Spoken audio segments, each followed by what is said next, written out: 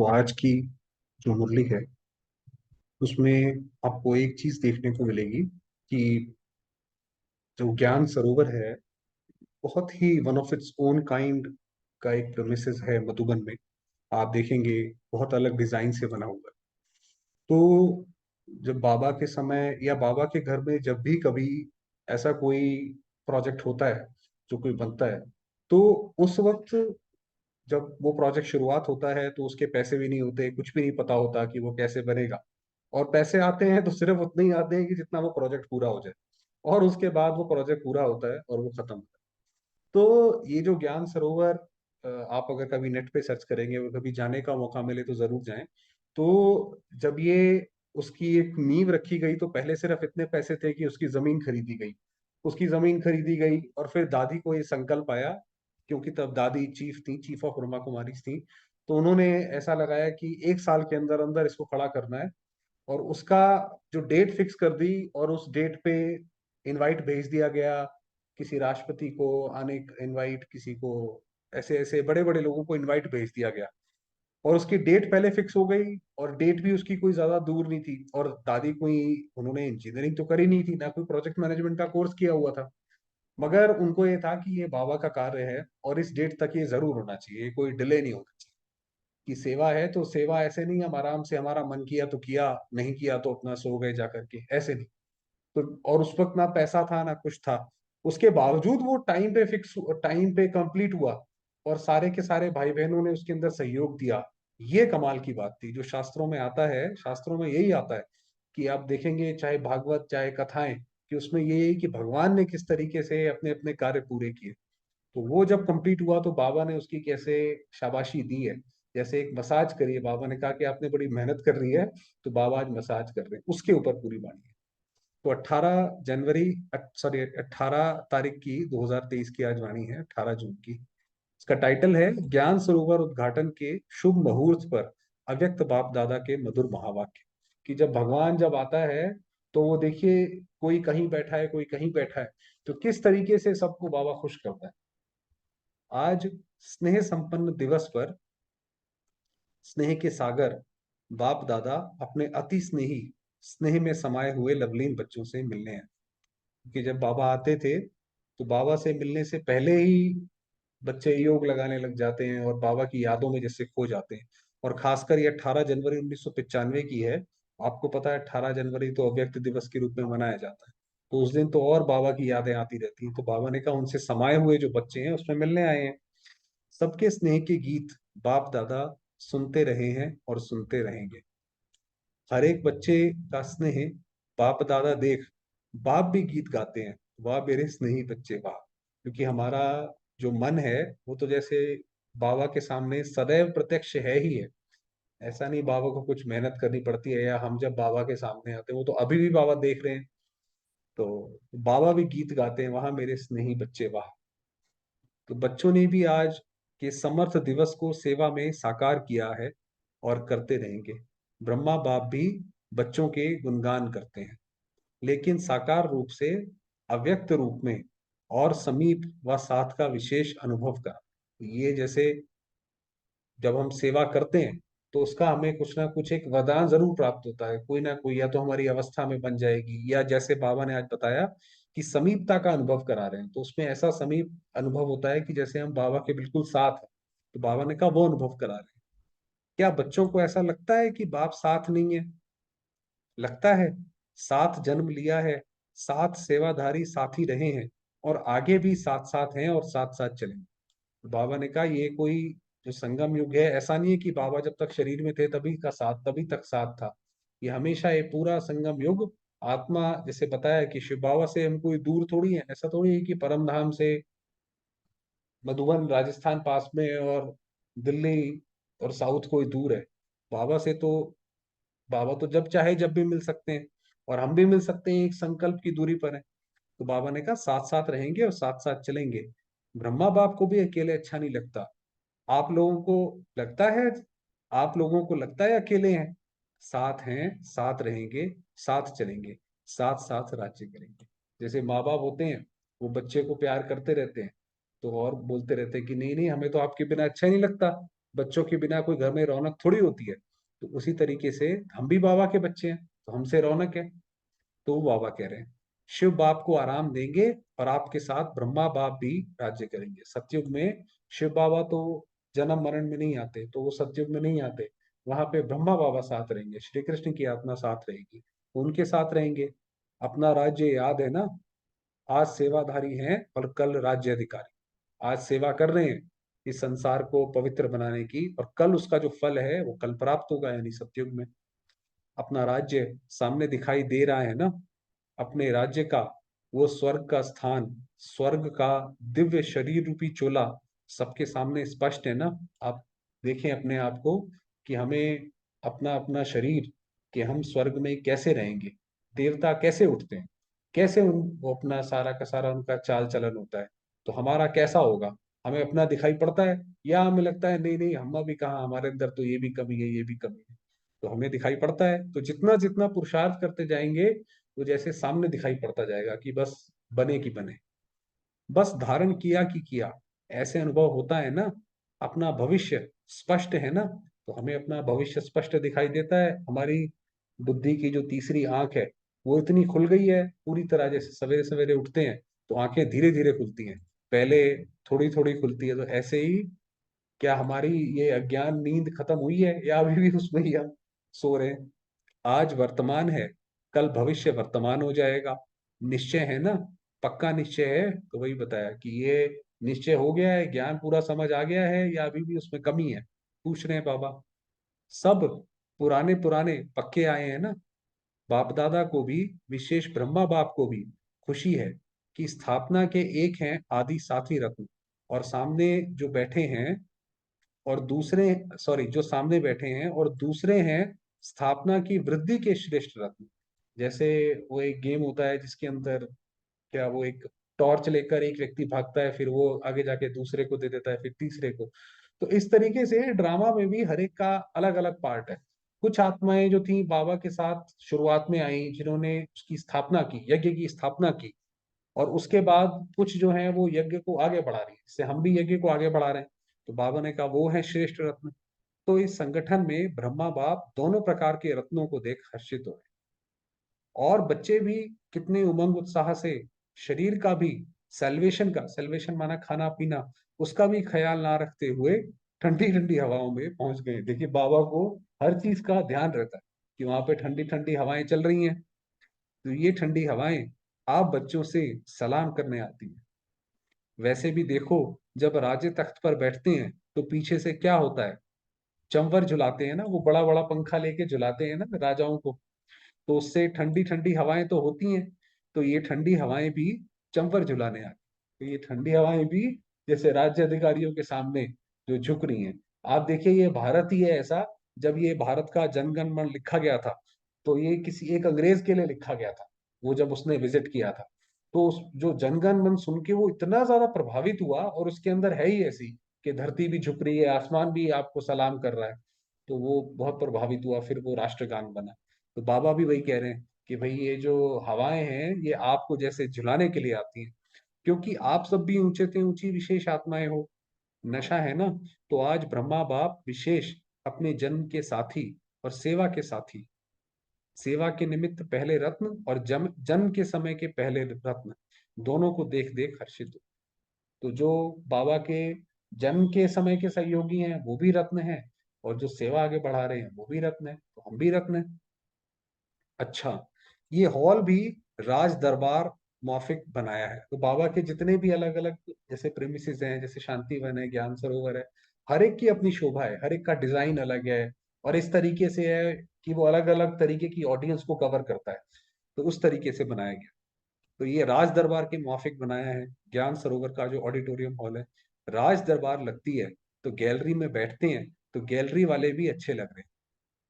तो हॉल में सभी भाई बैठे हैं, माताएं सब बाहर बैठी। अब देखिए बाबा ने, वैसे तो जनरली माताएं आगे बैठती हैं, बहनें आगे बैठती हैं, मगर आज भाई आगे बैठे हैं, तो बाबा कैसे उनको एड्रेस कर रहे हैं।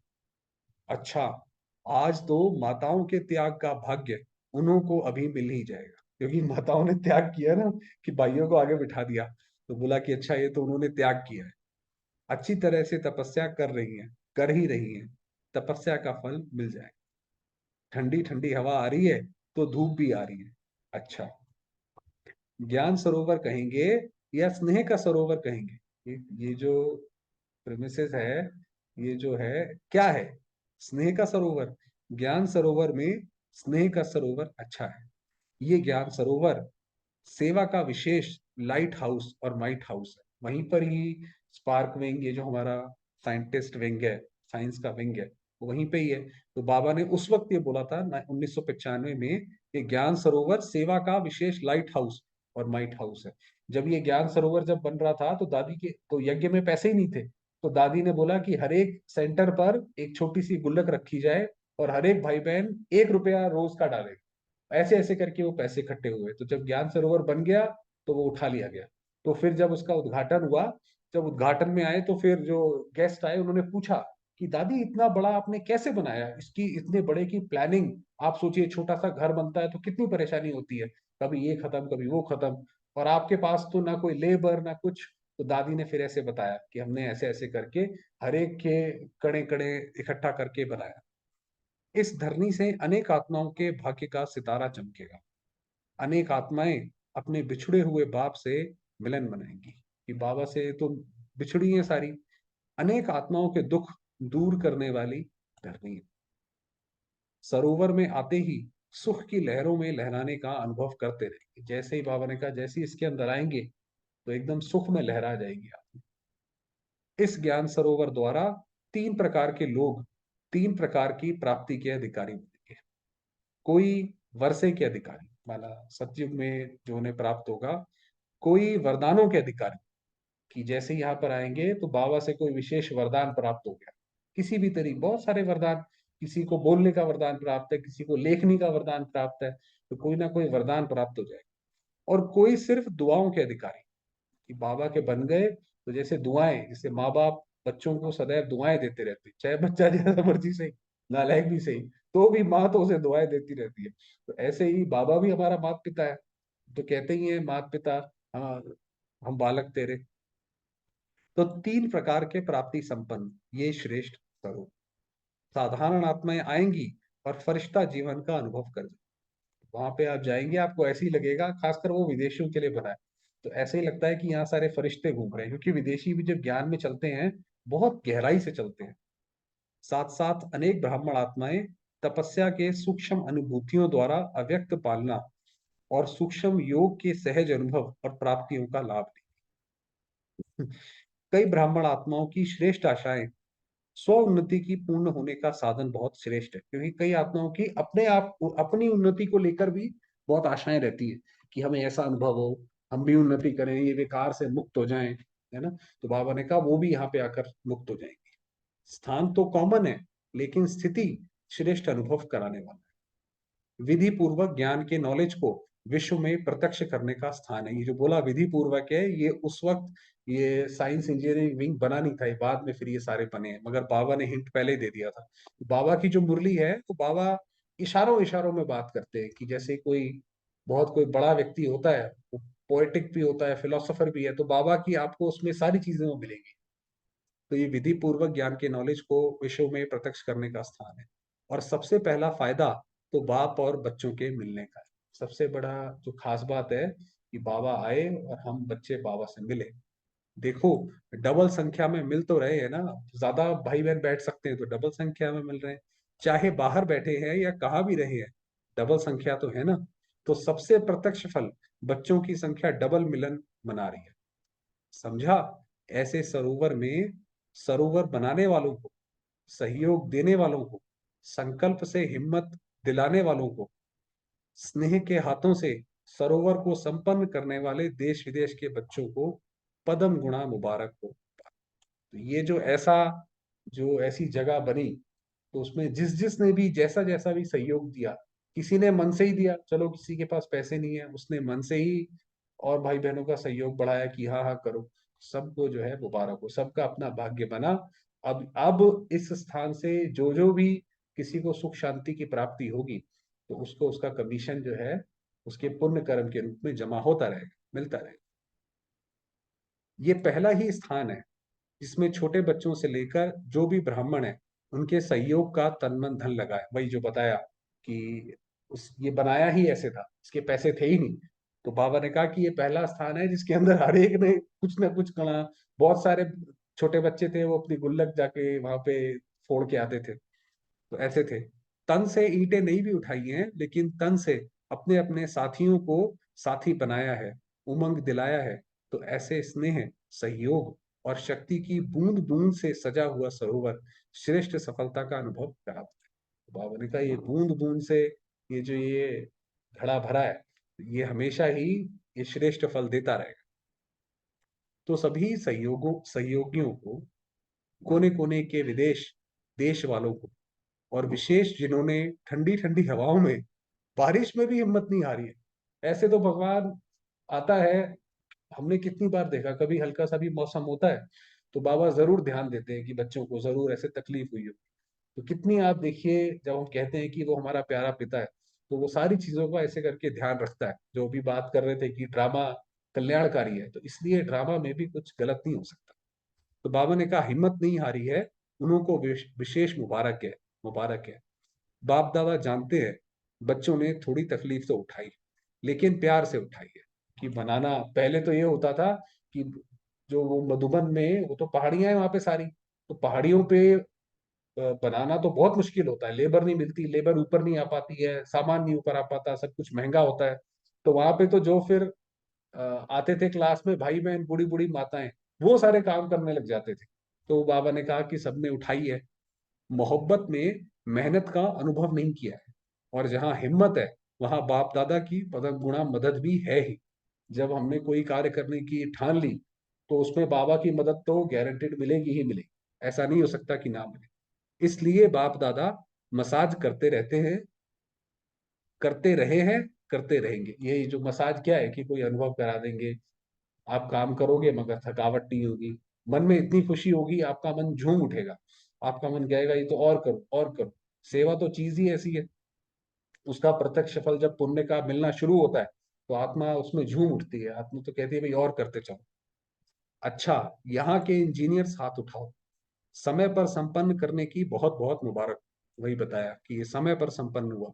आपको बैठने योग्य तो बनाकर दे दिया ना, उस वक्त ये पूरा नहीं बना था, ये बस इतना बना था कि इसका वहां पे बैठ सके, छोटे मेन मेन जो इंतजाम है वो हो सके, क्योंकि बताया कि बहुत बड़ा प्रोजेक्ट है ये। तो बात तो आ गए ना, वादा ही ये था, वही बताया कि वायदा ही ये था। आप सब भी इन्हों को मुबारक दे रहे हो ना, जिन्होंने हॉल को सजाया वो कहाँ है? क्योंकि इंजीनियर जो थे वो और ये सब बाबा के ही बच्चे करते हैं, ये बाहर से कोई ना कोई करता है, और ना ही उसकी कोई मदद ली जाती है। पहले तो यज्ञ में बाहर से पैसा भी नहीं लिया जाता था। पैसा भी लेने के लिए पहले स्टूडेंट बनो, तब उसके बाद दान कुछ कर सकते हैं। तो ये बाबा के बच्चों ने ही करा, तो बाबा ने कहा उनको मुबारक दो। तो जिन्होंने हॉल को सजाया है वो कहाँ है? अब जिन्होंने सजाया वो, ये मुन्नी पार्टी है, मुन्नी बहन थी, उन्होंने उनकी पार्टी ने मिलकर सजाया था। देखो, स्नेह का सरोवर है ना, तो कलकत्ता से यहाँ फूल आ गए, कलकत्ता वाले भाई बहनों ने सजाया होगा। कलकत्ता से बहुत सुंदर रंग बिरंगे फूल आए हैं, जिससे सारी स्टेज सजी हुई है। तो बाबा जब भी पहले भी आते थे, तो जो भाई बहन होते थे वो विशेष कहीं ना कहीं से अपना जैसे प्यार व्यक्त करने के लिए बुलाते थे। ऐसा नहीं कोई बाहर का आए, कोई भी सजा के चला जाए, उसको पैसे दे दो वो चला जाए, ऐसे थोड़ी है, वो उस भावना से थोड़ी ना करेगा जो कोई पैसे से करता है। तो बाबा ने वो बोला, अच्छा, आप सबको भी पहुंचने की मुबारक है, और माताओं को पदम प्रणाम। उसके बाद जाल मिस्त्री जिन्होंने हॉल में साउंड का प्रबंध किया है, देखो, अगर इनकी हिम्मत नहीं होती तो आप मुरली सुन नहीं सकते थे। सभी मुरली के पीछे तो दीवाने हैं ना। मुरली का साधन सबसे श्रेष्ठ है, तो ये माइक अरेंजमेंट किया है, कितना अच्छा प्रबंध किया है, आराम से सुनने आ रहा है, भारत बाहर भी सुनाई दे रहा है। जैसे ऐसा होता है ना कि घर में कोई बड़ा आ जाए और सारे वो बच्चों की आकर पूछता रहे कि अच्छा ये किसने किया, वो किसने किया, और सबको वो तारीफ करते रहते हैं और प्यार करते रहते हैं। तो वो बाबा कर रहे हैं कि सारे बच्चों को, अच्छा ये सफाई किसने करी, अच्छा ये सजाया किसने, ये तो बहुत अच्छा प्रबंध किया है। जो भी सेवा के निमित्त हैं, एक एक डिपार्टमेंट का नाम नहीं लेते हैं, लेकिन हर एक समझे मुझे स्नेह और सहयोग की मुबारक।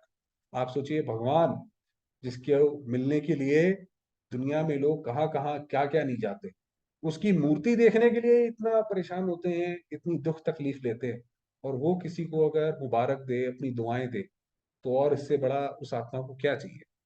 अच्छा, सबसे पहले मुबारक किसको दे? दादी। क्योंकि दादी ने फ्रंट पे, क्योंकि ये जो बाबा के यहाँ सारे काम है, कोई किसी से आप जोर जबरदस्ती तो करवा नहीं सकते क्योंकि कोई पैसा लेता नहीं है, तो उसमें अवस्था से करवाना पड़ता है वो काम। तो जो लीडर होता है उसकी अवस्था बहुत काम आती है। तो बाबा ने कहा दादी को दे। फिर दादी ने बोला होगा बाप दादा को दो। तो बाबा ने बोला बाप दादा तो देने वाला है ना।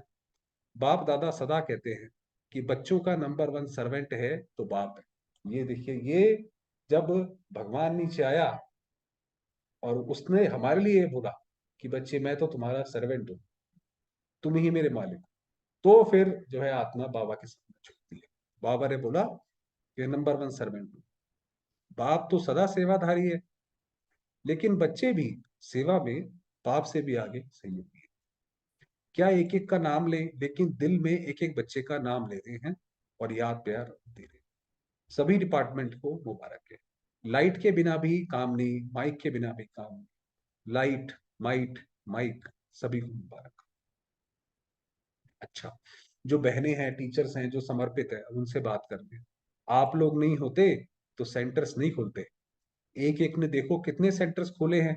यहाँ सेवा की राजधानी और वहां राज्य की राजधानी। तो यहाँ पे आपका जितना सेवा का विस्तार होगा, उसी हिसाब से भविष्य में, क्योंकि जो भविष्य का राजा है वो देने वाला हो, दाता होगा। ऐसा नहीं कि वहां पे राजा टैक्स कलेक्ट करेगा। सतयुग का राजा कोई टैक्स कलेक्ट थोड़ी करेगा, तो वो देने वाला होगा। तो जितना हम देंगे बांटेंगे, उतना वहां पे राजधानी वही बनेगी। यहीं का कर्मों का फल वहां मिलेगा।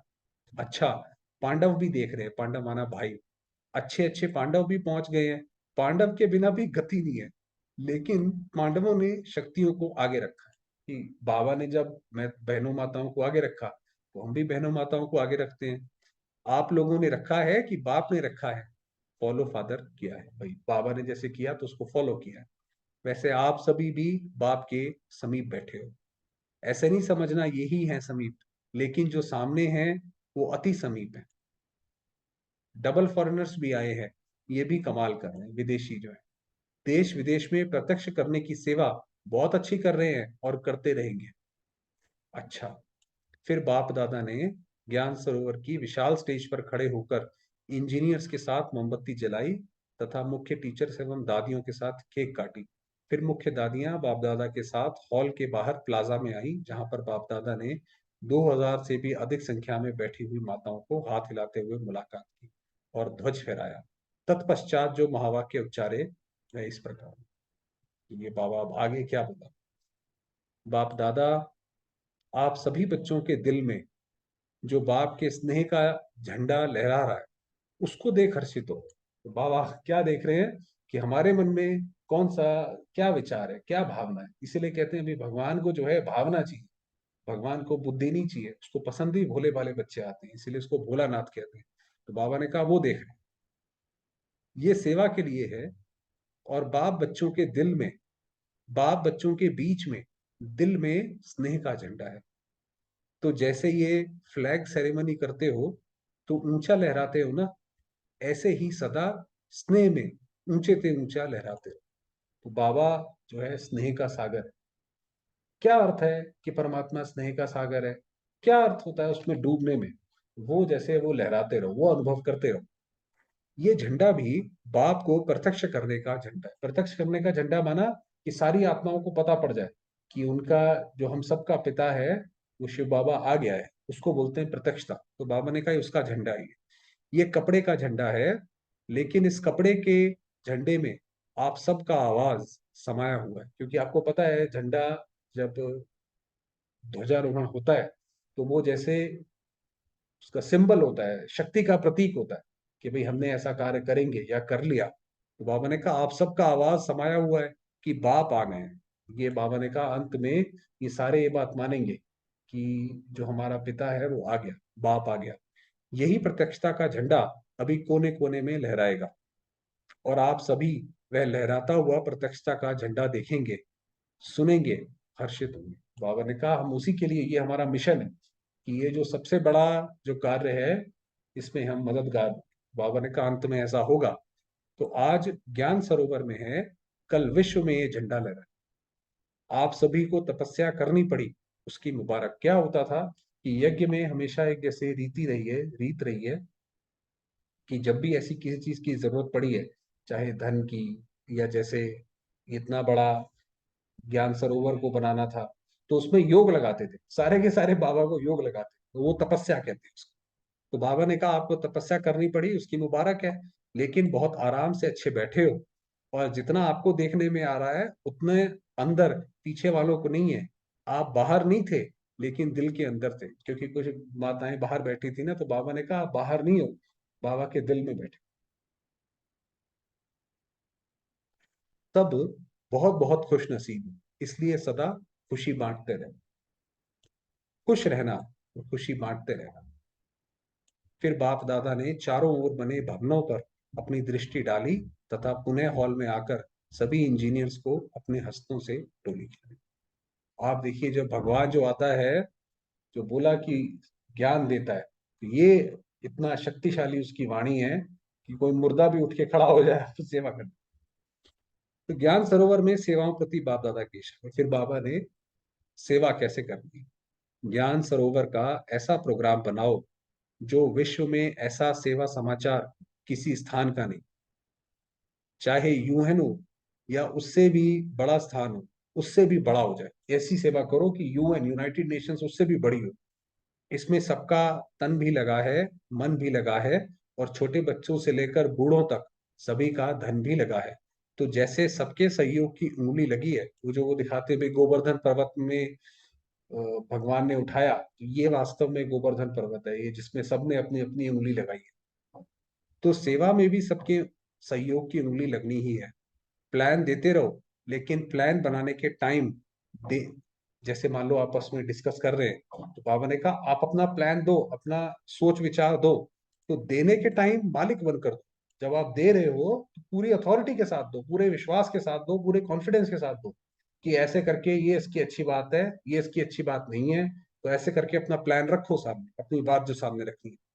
और जब फाइनल मेजोरिटी करे तो बालक बन जाए, फिर जब मेजोरिटी जब फाइनल हुआ, तो उसमें बालक बन जाओ। उस समय ये नहीं कि भाई मैंने इतनी अच्छी बात बोली थी, मेरी बात तो कोई मानता नहीं है, इसीलिए नुकसान होता है, ये होता है, वो होता है, उस समय कुछ नहीं, उस समय बालक बन जाओ। तो बाबा ने बताया कि ऐसे बालक क्या करता है, हाँ जी, और मालिक क्या कहता है, नहीं, ऐसा कर।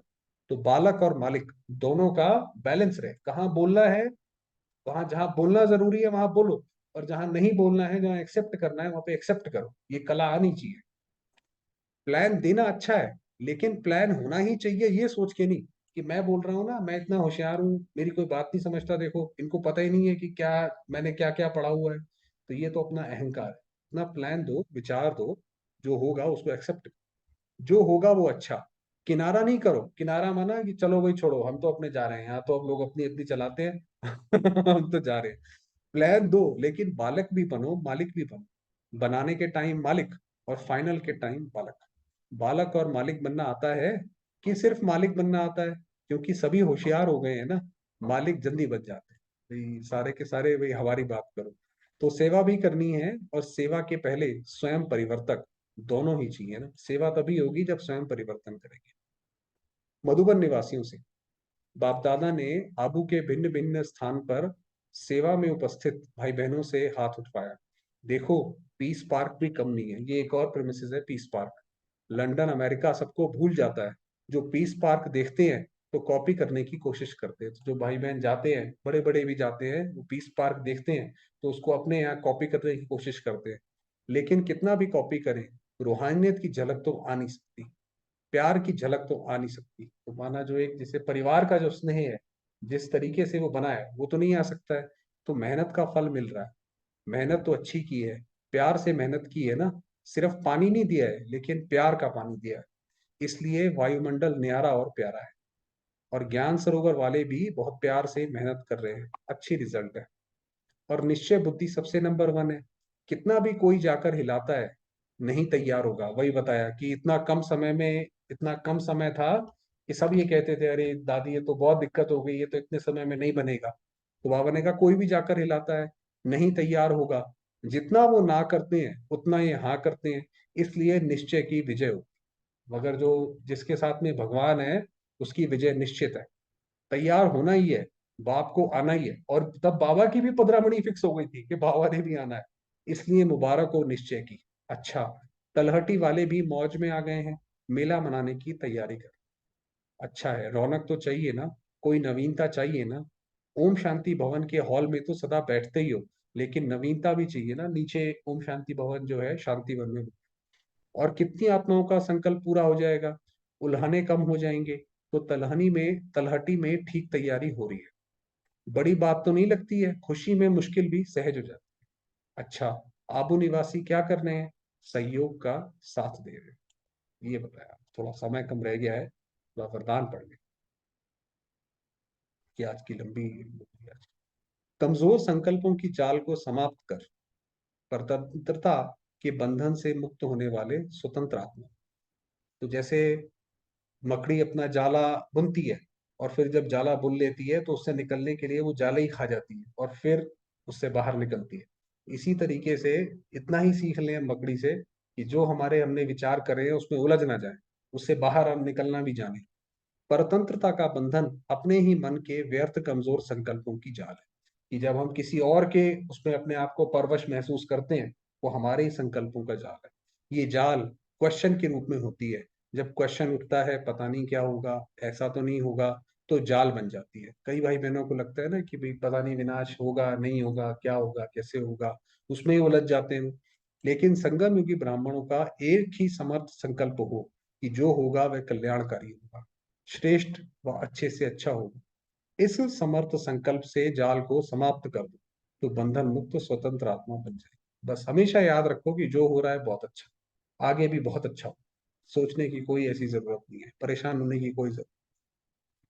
स्लोगन दिया, ज्ञानी और योगी तू आत्मा का प्रैक्टिकल स्वरूप, नम्रता और निर्भयता है। जिसको ज्ञान है पूरा और जो योग अच्छा लगाता है, वो नम्र भी होगा, निर्भय भी होगा। ऐसा नहीं अपनी बात ही ना रखे कि डर के मारे, तो नम्र भी निर्भय भी, तो ऐसे। चलिए, थोड़ी देर बाबा